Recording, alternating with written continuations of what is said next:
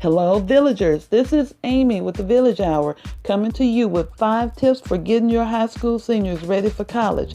Number 1, if you have not already, sign up for the SAT and or the ACT. This is the time of year to get this done. Students need to go ahead and take those exams because you don't want to wait till the last minute. I know that they have dates all the way up until the beginning of next year, but you want to go ahead and have your child take those exams now so that they don't score as well as they'd like to. They have the opportunity to take it again. Don't wait till the last minute because a lot of colleges will not admit students without those scores. So if you have not signed up, Google SAT exam or Google ACT exam. Go to those websites and go ahead and sign up. Don't wait till the last minute because they'll attach those late fees on there, which makes it cost a little bit more. Also, check with the school counselors because sometimes they have vouchers for the students who have free lunch or who are on free lunch programs, or sometimes they have money set aside for that. So make sure you go ahead and get your child registered for the SAT and or the ACT. And if you're not sure which one your child needs to take, feel free to reach out to me at thevillagehour@gmail.com. Secondly, go ahead and start submitting those college applications. What, right now? Yes, right now. I'm telling you, those dates will sneak up on you. Go ahead and go online and look at the schools that your kids are interested in. I'm telling you, they're going to have the criteria already up for the 2019-2020 school year. So go ahead, start planning those essays, start writing. Do not wait till the last minute. A lot of schools have deadlines in November and December. That's during the time of the holidays. I'm telling you, the kids will forget about them and then they'll miss their deadline. So go ahead and get started on those applications right now. Again, check and see because sometimes they have waivers for application fees, so don't let that be the thing that stops you. Or you can reach out to the school and ask them, do they have any type of programs if you don't have, a certain amount of income or whatever to pay those application fees. You'd be surprised. Sometimes they'll waive those fees. So go ahead, get your students ready, writing those essays. Again, if you have any questions, reach out to me at thevillagehour@gmail.com. Thirdly, visit college campuses. Even if your kid says they've already picked out a college that they want to go to, I would say over the next 2 or 3 months, try to visit at least 5 to 10 more campuses because a lot of times they'll look at that first school and say, oh, this is the school I want to go to because they're so excited.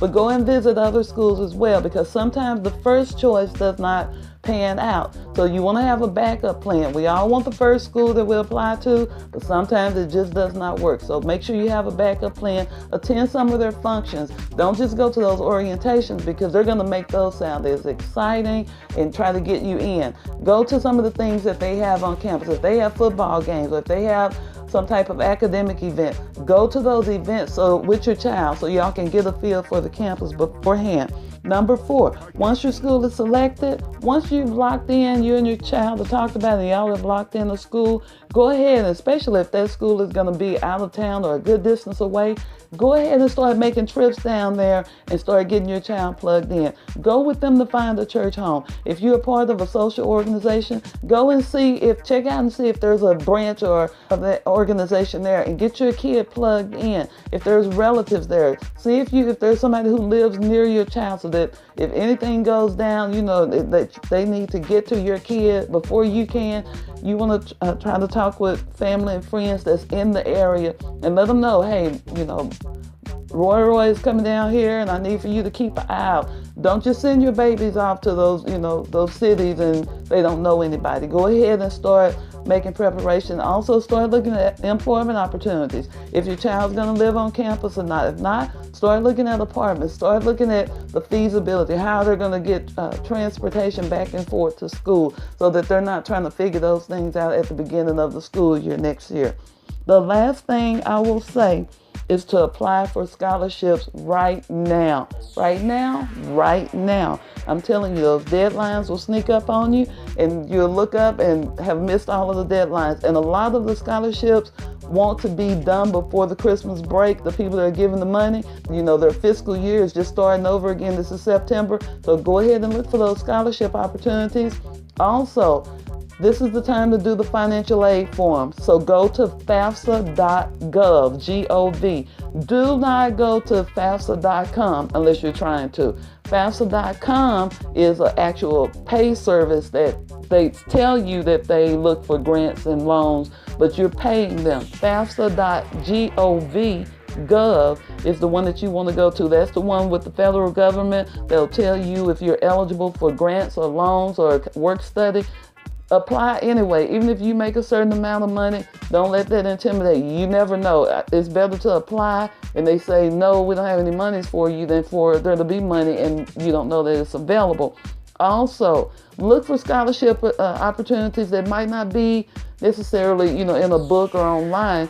Ask your church, ask your job, check with family and friends and see if they know of any scholarships. Check with the schools and see if there's local scholarships. And you might have to make your own scholarships. You got enough time right now. You got 9 months to birth this baby before it's time for your child to go to school. So start selling dinners or do garage sales. I know some cities you can only have like 1 or 2 garage sales in a year. Get with family and friends. Plan about 5 or 10 garage sales at different houses and use those monies for your child's scholarship or for your child's education.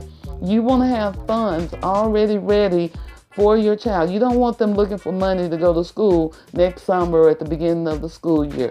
Those are my 5 pointers. This is an extra pointer. Let me throw this in. If you're listening to this and you have high school juniors, go ahead and let your junior take the PSAT this year.